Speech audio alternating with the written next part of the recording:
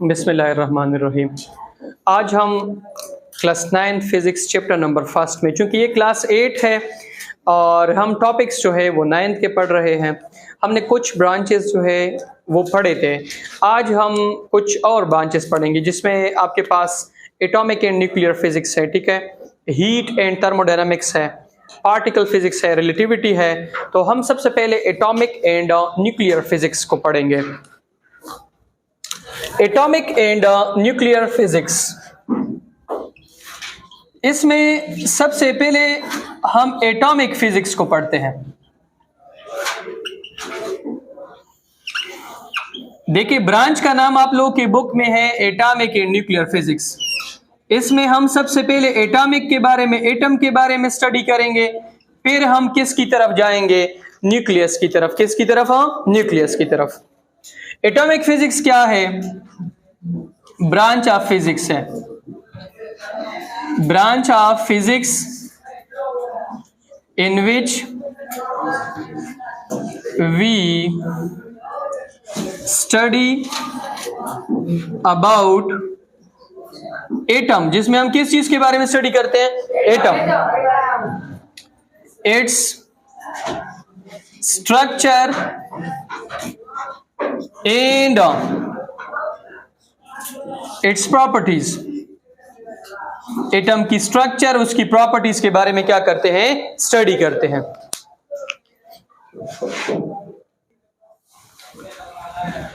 इसमें हम एटम को पढ़ेंगे, ठीक है, उसकी स्ट्रक्चर, उसकी प्रॉपर्टीज, उसकी कंपोजिशन, उसके अंदर क्या क्या चीजें हैं, ये सारी हमने किस फिजिक्स में पढ़नी है? एटॉमिक फिजिक्स में, ठीक है। तो अगर आप में से किसी को एटम का पता ना हो, व्हाट इज एटम, कोई भी अगर आपसे पूछ ले कि एटम क्या है, तो आप इसका क्या आंसर दोगे? देखिए, सिंपल सी बात है।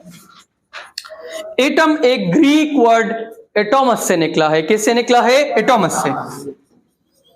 Derived from Greek word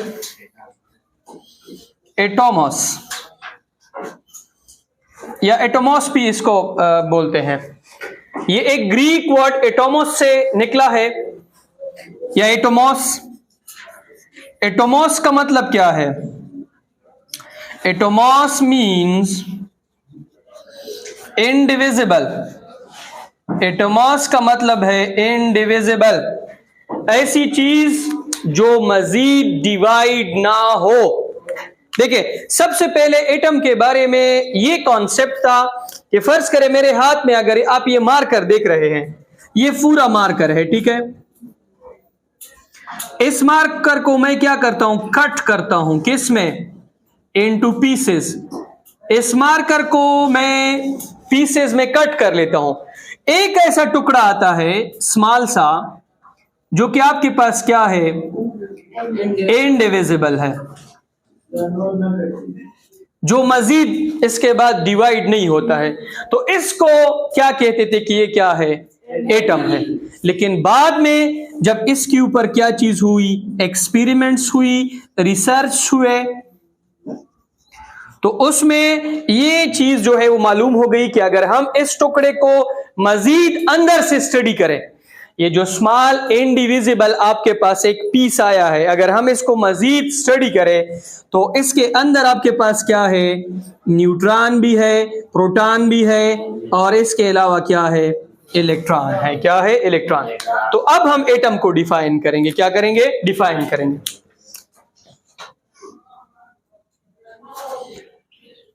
definition of atom.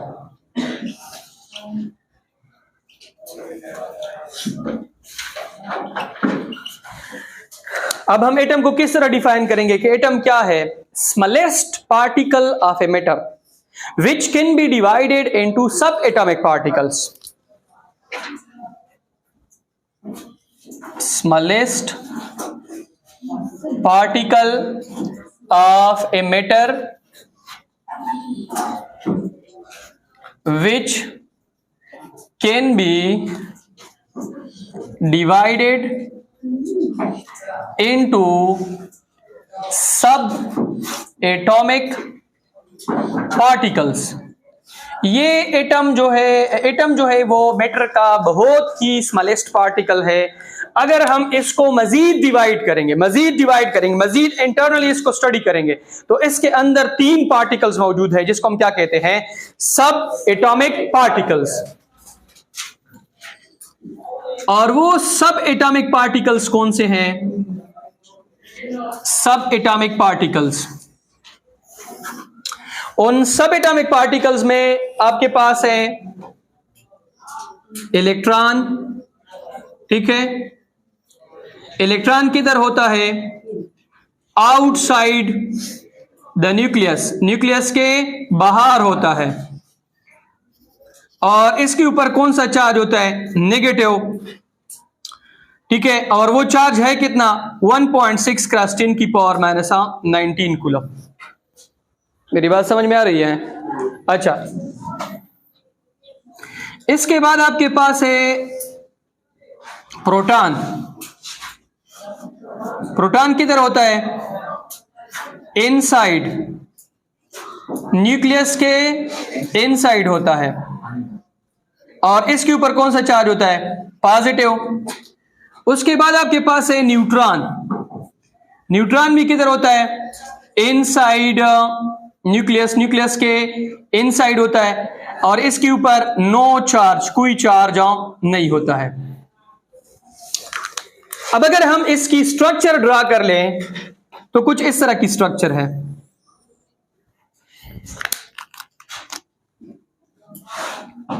यहां पे आपके पास है इलेक्ट्रॉन, दिस इज इलेक्ट्रॉन। और यहां पे आपके पास न्यूट्रॉन एंड प्रोटॉन। इसको कंबाइनली क्या कहते हैं? न्यूक्लियन। और ये आपके पास न्यूक्लियस है। क्या है? न्यूक्लियस। न्यूक्लियस में 2 पार्टिकल्स है, एक आपके पास है प्रोटॉन और एक आपके पास है इलेक्ट्रॉन। प्रोटॉन और इलेक्ट्रॉन कंबाइनली जो है उसको हम क्या कहते हैं? न्यूक्लियन। और ये कौन है? This is electron. ये कौन है? इलेक्ट्रॉन। इलेक्ट्रॉन फिर 2 तरह के मोशन करता है। एक इलेक्ट्रॉन अपनी जगह के ऊपर घूमता है जिसको स्पैनिंग कहते हैं। क्या कहते हैं? स्पैनिंग। और एक इलेक्ट्रॉन जो है इस सर्कल में घूमता है जिसको ऑर्बिटल मोशन कहते हैं। क्या कहते हैं? Orbital motion. अब अगर आप ये तमाम स्टडी करते हैं तो ये जिस ब्रांच में करते हैं उसको हम क्या कहते हैं? Atomic physics. क्या कहते हैं? Atomic physics. अब अगर आप इस एटम के इस पार्ट में चले जाए, ये जो सेंट्रल पार्ट है, कौन सा पार्ट है? सेंट्रल। तो इस सेंट्रल पार्ट को क्या कहते हैं? न्यूक्लियस। क्या कहते हैं? न्यूक्लियस। न्यूक्लियस क्या है? This is a central part of a atom. Central part of atom. ये एटम का कौन सा पार्ट है? सेंट्रल।